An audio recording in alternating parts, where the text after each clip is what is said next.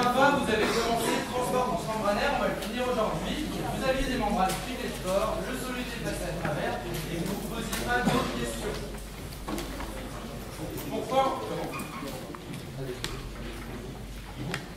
Alors, la question que vous auriez pu vous poser, c'est tout simplement, on va faire un petit schéma, celui-là. Imaginons, ça c'est un port de notre membrane, et on a des particules. Alors les ports, vous verrez quand vous ferez des applications numériques, ils ont des rayons extrêmement petits. C'est des rayons de l'ordre du micromètre, et avec certaines membranes, ça peut être peut-être du nanomètre. D'accord? Donc c'est vraiment extrêmement petit. Et donc des particules, alors très bien, quand on a des ions de sodium, des ions de potassium, c'est vraiment minuscule, ça passe.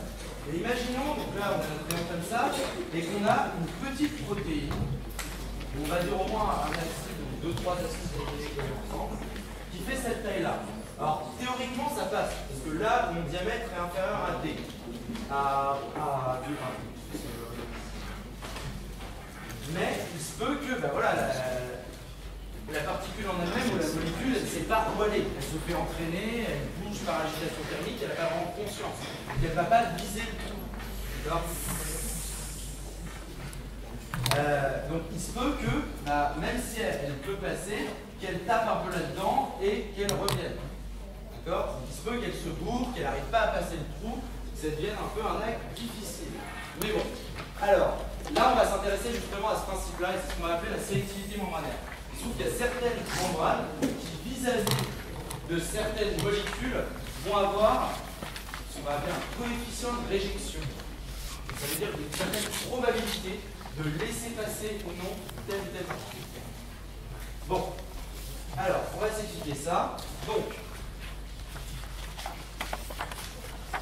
on va définir ce coefficient de réjection qui est sigma. Donc sigma, c'est une valeur qui est très importante. On va réinjecter dans une équation que vous connaissiez. Sigma, alors attention ça, vous pouvez le noter. Sigma, c'est la probabilité qu'une particule ne passe pas. Une particule ne passe pas. Pas qu'elle passe, c'est qu'elle ne passe pas. C'est très important. Donc une probabilité, ça je vais pas m'apesantir sur ce terme-là, mais c'est un terme probabilité parce que comme je vous l'ai expliqué, la particule, elle bouge d'elle-même. Comme elle ne sait pas viser le trou, elle va avoir une probabilité ou non de passer. Ce sigma, comme c'est une probabilité, donc c'est un pourcentage, entre guillemets, un pourcentage, on va pas le noter comme ça, on va le noter entre 0 et 1. Donc sigma aura toujours une valeur entre 0 et 1. Donc, déjà, si vous savez ça, dites-vous qu'il y a certains QCM où, dans un exercice, on va vous faire calculer un coefficient de réjection. Si vous trouvez un coefficient de réjection négatif, c'est mort. Si vous trouvez un coefficient de réjection qui est 1, qui est supérieur à 1, c'est mort aussi, c'est pas possible. Donc déjà, vous êtes trompé là-dessus. Ou alors, vous pouvez déjà éliminer certaines propositions qu'on vous donne. Donc on prend 3 cas. Sigma égale 0, c'est ce qu'on appelle la membrane est perméable. Perméable aux solutés, c'est-à-dire qu'elle laisse tout passer. Typiquement, le soluté est tout petit par rapport à la taille du port. Donc tout passe, on ne se pose pas la question. Sigma égale 1, c'est la membrane est imperméable aux solutés. Là, rien du tout qui passe. C'est-à-dire qu'en fait, le diamètre du soluté est trop gros pour passer dans le port. Un peu comme ça. Et ce qui va nous intéresser, c'est tout ce qui se passe entre donc, sigma entre 0 et 1. La membrane est du coup sélective. Donc, notre équation qu'on a trouvée là, on va pouvoir rajouter le terme de sélectivité qui va être donc, le J à travers la membrane. Ça va être égal à 1 moins sigma multiplié par tout le truc qu'on avait tout à l'heure. Pourquoi? Parce que, alors, je vous ai dit que sigma, c'est la probabilité qu'on ne passe pas, le pourcentage. Donc 1 moins sigma, c'est bien la probabilité qu'on passe. Et c'est ça qui nous intéresse, parce que c'est un flux transmembranaire, c'est-à-dire que ça passe. Donc on multiplie toute cette équation par 1 moins sigma pour prendre en compte la sélectivité. Et cette équation, en fait, inclut aussi celle-là. C'est-à-dire que ici, notre membrane était perméable. C'est-à-dire sigma égale 0, donc Jm était égal à 1 moins 0, ça fait 1 fois l'équation qu'on a vue tout à l'heure. C'est une équation encore plus générale. Alors, dites-vous qu'une membrane, quand elle est percée de port, par contre, elle est toujours perméable à l'eau. Alors, ça c'est important. Le molécule d'eau, c'est vraiment tout petit, donc ça passe de toute façon. Là, on va arriver à ce principe qui est l'osmose. Donc l'osmose, C'est un terme que, comme je le disais dans l'introduction, que vous allez beaucoup revoir, donc qui explique beaucoup de principes physiologiques, donc beaucoup d'explications de comment un organe marche découle de l'osmose. Et on va voir à quoi ça correspond. Donc on fait une expérience. On prend une cuve. Je vais refaire parce que je vais faire des dessins. On prend une cuve. Séparée en deux par une membrane. Okay. Donc délimitant un compartiment 1 et un compartiment 2. Dans le compartiment 1, on va mettre des molécules de soluté. Dans le compartiment 2, on va rien mettre. Alors, là, je vais vous introduire un terme de vocabulaire qui est ultra important, parce que ça, il y a beaucoup de gens qui se gourrent dessus en exercice. C'est le terme de membrane semi-perméable. Notez-le, c'est important. Une membrane semi-perméable, ça ne veut pas dire sigma égale 0,5, donc ça rejette la moitié. C'est pas ça, c'est ça l'erreur la plus classique. Une membrane semi-perméable, ça veut dire une membrane qui ne laisse pas passer le soluté, mais qui laisse passer que l'eau. D'accord? Ça laisse passer que l'eau. Le soluté ne passera pas.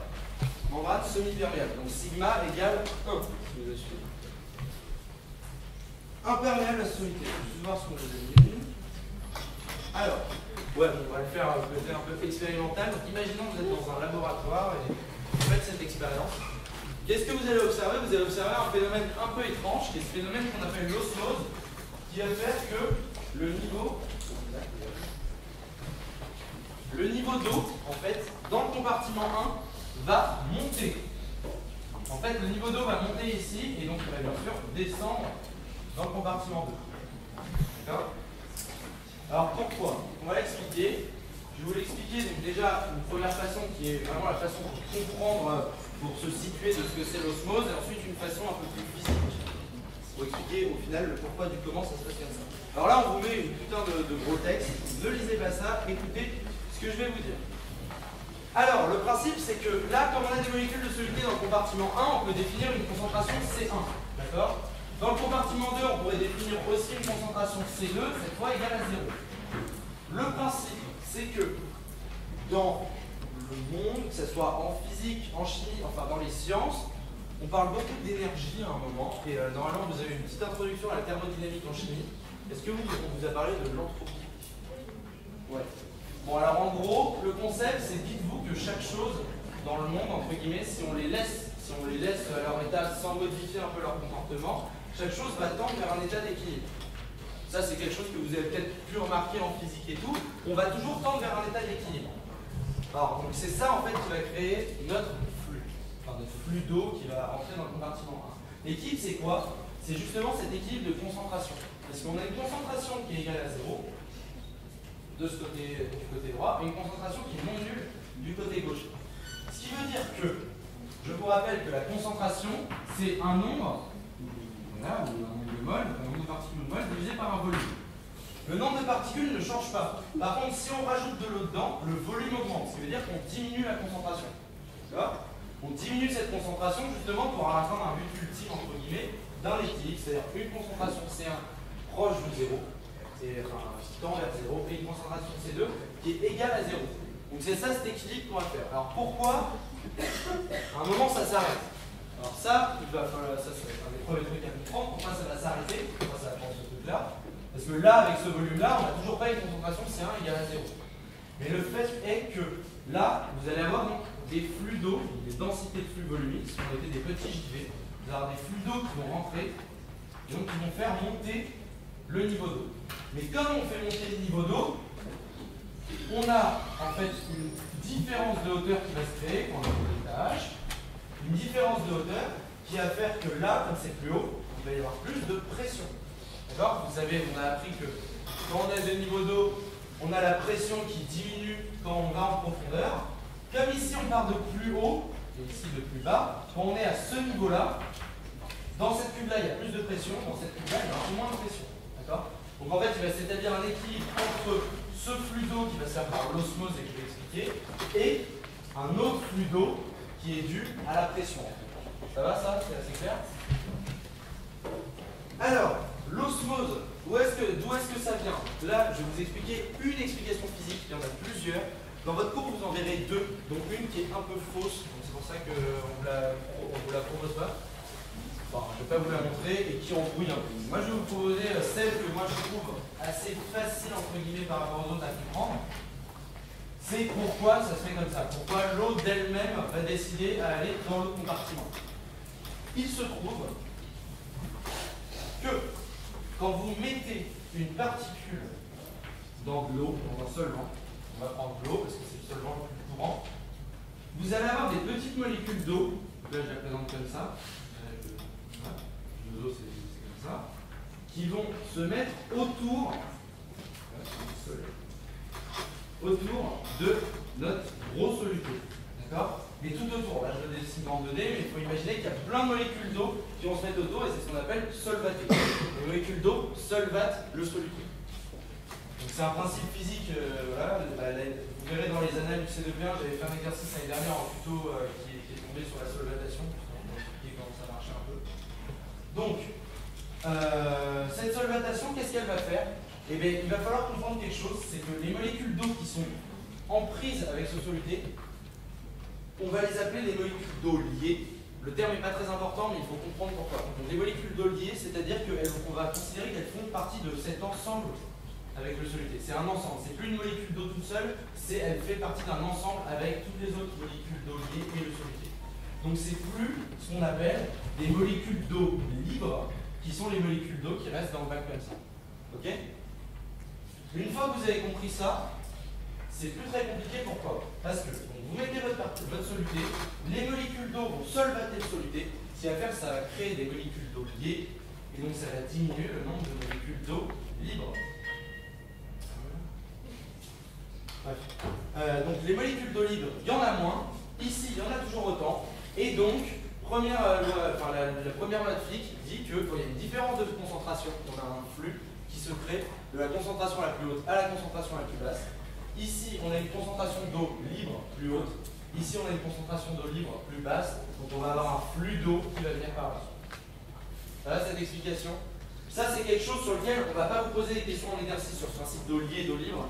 C'est juste, je le dis parce que on a voulu, pour la présenter, quand même un peu expliquer pourquoi il y a de l'osmose. On peut se poser la question, au final, qu'est-ce qui fait que l'eau, d'un coup, parce qu'on n'a rien fait, on a juste mis une particule de soluté, qu'est-ce qui fait que l'eau va venir? Ça, c'est du blabla.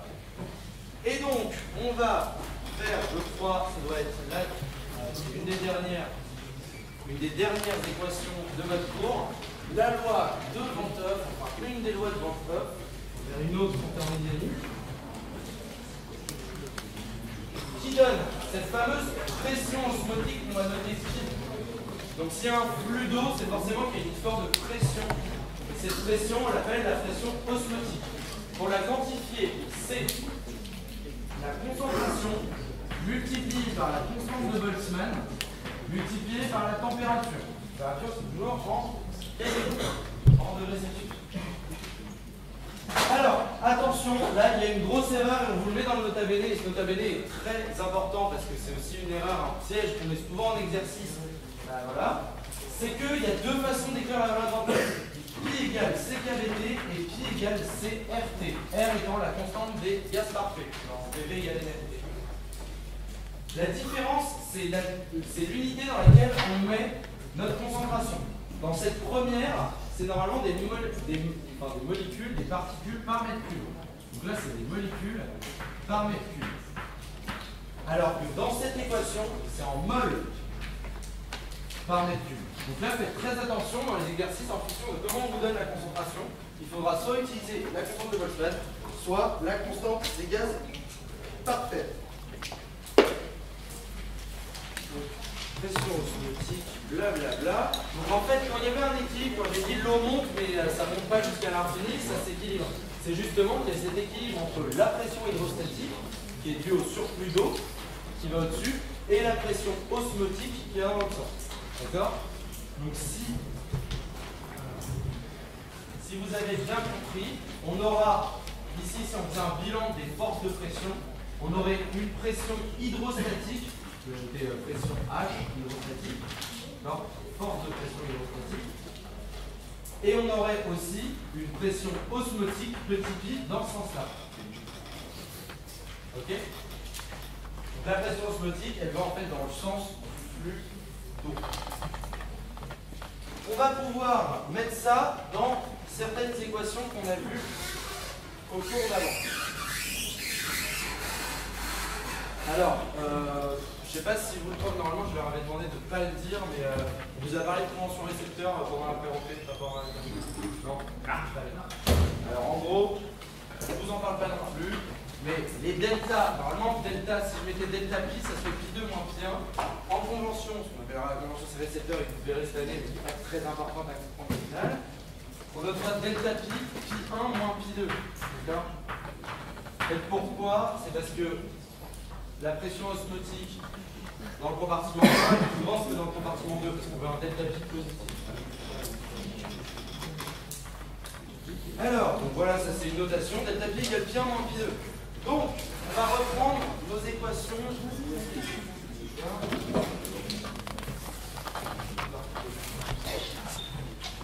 On va reprendre notre expression, par exemple, de la densité de flux volumique. Vous savez, la densité de flux d'eau.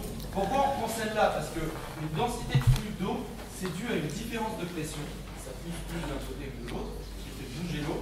Et maintenant qu'on a une nouvelle pression, cette fameuse pression osmotique, eh bien on va devoir, ça va changer un peu les choses. Donc, on va pouvoir écrire que JV, densité de flux volumique d'eau, c'est égal, donc vous aviez vu, avant c'est LH fois delta P. Vous aviez vu ça? La perméabilité hydraulique membranaire multipliée par la différence de pression. Cette différence de pression, en fait, maintenant, elle se change parce que c'est la différence de pression hydrostatique moins la différence de pression osmotique. On enlève cette pression osmotique à la pression hydrostatique. Alors justement, elle va s'opposer à la pression hydrostatique. S'opposer, c'est ce qu'on a vu là. On avait une pression hydrostatique qui allait comme ça, la pression osmotique va comme ça. Comme on a un moins, si delta P égale delta pi, on atteint justement un état d'équilibre où il n'y a plus de densité de flux. D'accord? Et on va pouvoir, delta pi, on va le noter autrement avec la loi de Markov, c'est JV égale LH fois delta P moins C KB, DKB delta C. Voilà. Ça va être une nouvelle équation pour la densité de flux volumique d'eau qui prend en compte justement cette pression osmotique.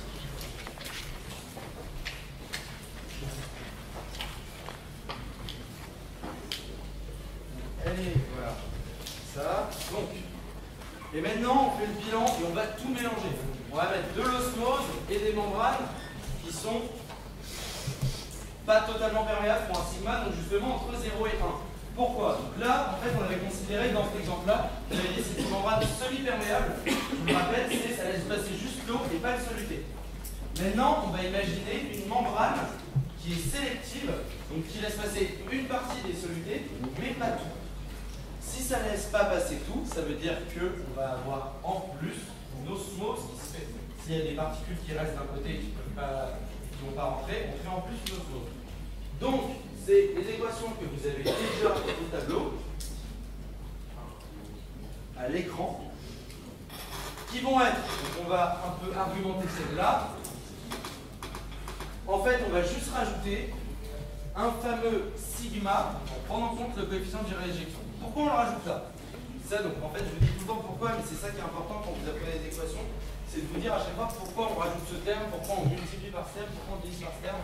Faites comprendre justement la construction de l'équation vous permettra déjà de l'apprendre, de la savoir mieux et surtout de beaucoup mieux, de savoir beaucoup mieux l'utiliser en exercice.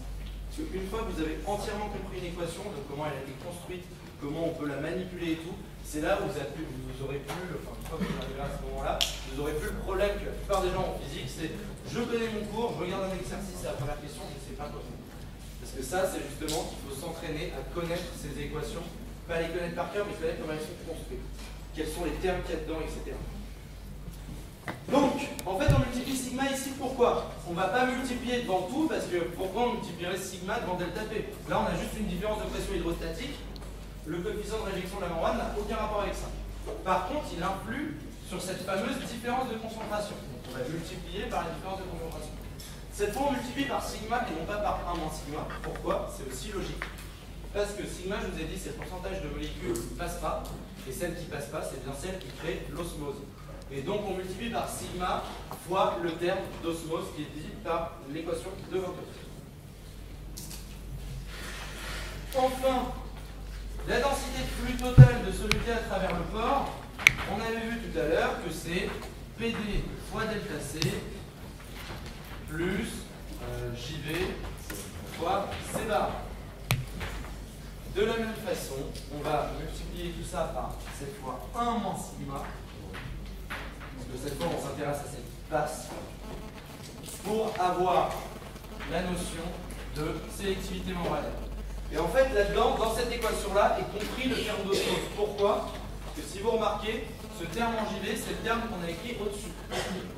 Donc on pourrait s'amuser à faire une équation beaucoup plus longue. L'équation totale, celle-là je ne demande pas de l'apprendre, mais c'est justement bien comprendre qu'on peut injecter les équations l'une dans l'autre. Ça serait 1 moins sigma multiplié par PD fois delta C, plus, et JV, on réécrit notre truc, LH fois delta P moins, cette fois on comprend l'osmose, sigma T KB delta C fois C bar. Donc voilà, ça fait en gros la grosse équation, c'est ça. Mais dans cette équation, quand on écrit tout justement, on prend en compte cette fameuse sélectivité membranaire, l'osmose et l'osmose créée par la sélectivité membranaire. Bon, c'est gros, mais ce qui clôt le cours de physique.